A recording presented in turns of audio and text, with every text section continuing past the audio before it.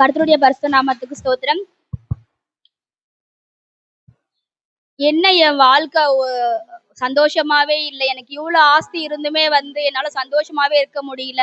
என் தகப்பன் பார்த்தா எனக்கு ஆஸ்தியை கொடுக்க மாட்டாரு. நான் என்ன பண்றதுன்னு எனக்கு புரிய மாட்டேங்குது. என் தகப்பன் கிட்ட போயிட்டு நான் ஆஸ்தியில எனக்கு ஒரு பங்கை கொடுக்க சொல்ல போய் கேட்க போறேன். இருக்கிற ஆஸ்தியில எனக்கு ஒரு பங்கை கொடுங்க தகப்பனே. சரிப்பா, நீ சொல்ற மாதிரியே இருக்க பங்க உனக்கும் உங்க அண்ணனுக்கும் நான் பிரிச்சு கொடுக்குறேன். ஆமாமா, நன்றி. எப்படியோ எங்க அப்பா தகப்பன் எனக்கு ஆஸ்திய பிரிச்சு கொடுத்துட்டாரு. இந்த ஆஸ்திய வச்சு நான் சந்தோஷமா நான் நினைச்சது போல என் வாழ்க்கைய நான் வாழ போறேன். யாருமே எனக்கு கேள்வி கேட்க மாட்டாங்க. நான் எப்படி வாழ்ந்தாலும் என்னை மூத்த குமாரனும் கேள்வி கேட்க மாட்டான். என் தகப்பனாரும் என்னை எந்த ஒரு கேள்வியும் கேட்க மாட்டாங்க. என்னுடைய இஷ்டம் போல என்னுடைய வாழ்க்கைய நான் வாழலாம், எப்படி வேணாலும் செலவு பண்ணலாம். இதுக்கப்புறம் யாருமே என்னை கேட்க மாட்டாங்க.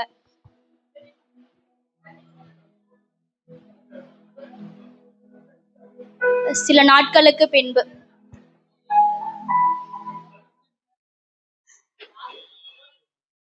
என் தகப்பன் எனக்கு கொடுத்த ஆஸ்திய நான் எப்படியெல்லாம் செலவு பண்ணணுமோ அப்படியெல்லாம் நான் செலவு பண்ணிட்டேன். இப்ப கிட்ட ₹1 கூட என் கையில காசு இல்ல. நான் என்ன பண்றது? எனக்கு பசிக்குது, என்னுடைய வயிறு வலிக்குது. நான் என்ன பண்றது கடவுளே? எனக்கு என்ன பண்றதுன்னே தெரியலையே. இப்பன்னு பார்த்து இந்த தேசத்துல ஒரு கொடிய பஞ்சமுமே வந்துருச்சு. நான் என்ன பண்றது? நான் தேவையில்லாத காரியங்களுக்கெல்லாம் என் காசை நான் செலவு பண்ணிட்டேன். இப்ப என்ன பண்றது? சரி, இந்த ஊர்லயே யாராச்சும் வேலை கொடுப்பாங்களான்னு சொல்லி போய் நான் கேட்டு பார்த்து அப்படியே வேலை பண்ணியாச்சு காசு சம்பாதிச்சு நான் என்னுடைய வயிற்று சாப்பாடுக்காக நான் ஏதாச்சும் நான் பண்றேன். பா, இங்க ஏதாச்சும் வேலை இருந்தா கொடுங்கப்பா. இதோ அங்க தெரியற வயல்வெளியில போய் பன்றிகளை மேய்ச்சுக்கோப்போ, அந்த வேலையை பண்ணு. நீ அந்த வேலையை பண்ணி நீ சம்பாதிச்சுக்கலாம். அதுக்கு தேவையான காசை நான் உனக்கு கொடுக்குறேன்.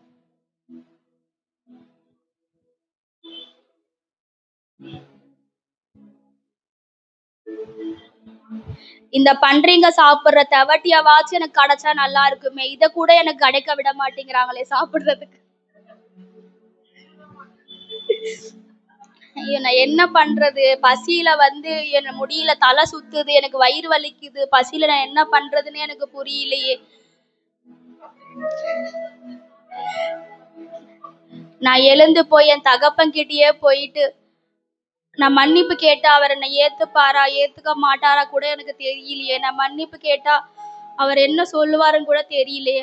ஆனாலும் பரவாயில்ல, நான் என் தகப்பன் கிட்ட போயிட்டு, தகப்பனே, நான் உமக்கும் பரத்துக்கும் விரோதமாக நான் பாவம் செஞ்சுட்டேன்.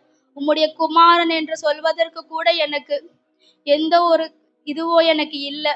உம்முடைய கூலிக்காரர்ல ஒருத்தரா கூட என்னை சேர்த்துக்கோங்கன்னு சொல்லிட்டு நான் போய் கெஞ்சி பாக்குறேன். அவர் என்ன சொல்றாருன்னு சொல்லிட்டு நான் பாக்குறேன். போயிட்டு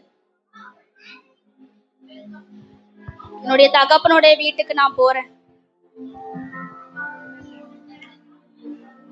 தூரத்துல வர பையன் ஏதோ என்னுடைய இளைய குமாரன் மாதிரியே தெரியறானே. என்னுடைய இளைய குமாரனா இருப்பானோ அந்த பையன்?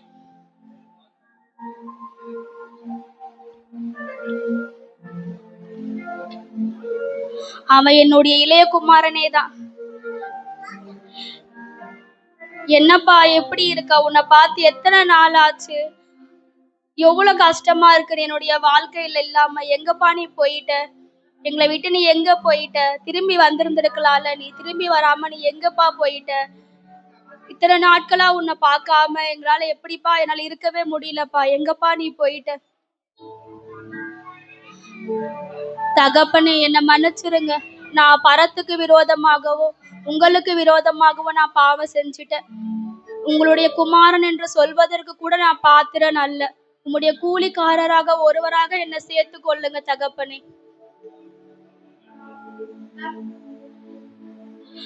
ஊழியக்காரரே, இங்க வாங்க. உயர்ந்த வஸ்திரத்தை இளையகுமாரனுக்கு உடுத்தி அவன் கைகளுக்கு மோதிரத்தையும் அவன் கால்களுக்கு பாதரட்சையும் கொடுங்க. கொளுத்த கன்ற அடிங்க. நம்ம எல்லாரும் புசித்து சந்தோஷமா இருப்போம்.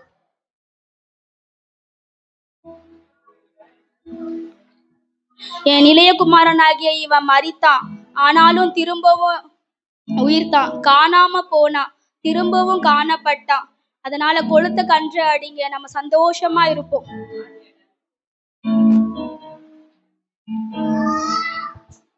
வானத்தில் அது கிறிஸ்மஸ். மூத்த குமாரனாகிய நான் வயல்வெளியில இருந்து திரும்பி வீட்டுக்கு வரேன். என்ன எங்க வீட்டுல ஏதோ கீத வாத்தியங்களும் நடன கழிப்பு சத்தமும் கேக்குது. என்ன நடக்குது தெரியலையே, எங்க வீட்டுல என்ன விசேஷம் தெரியலையே, என்னப்பா நடக்குது எங்க வீட்டுல?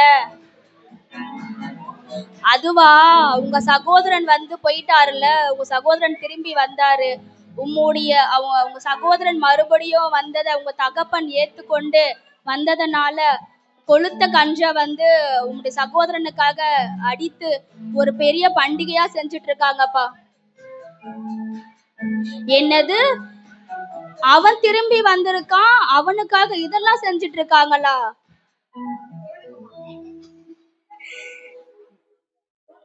அவன் என்னென்ன காரியம் எல்லாம் பண்ணா, ஆஸ்தியில பாதி எடுத்துட்டு போயிட்டு துன்மார்க்கமான காரியங்களுக்கெல்லாம் அவன் செலவு பண்ணி வேசிகள் இடத்துல கொண்டு போய் அழிச்சு போட்டிருக்கான்.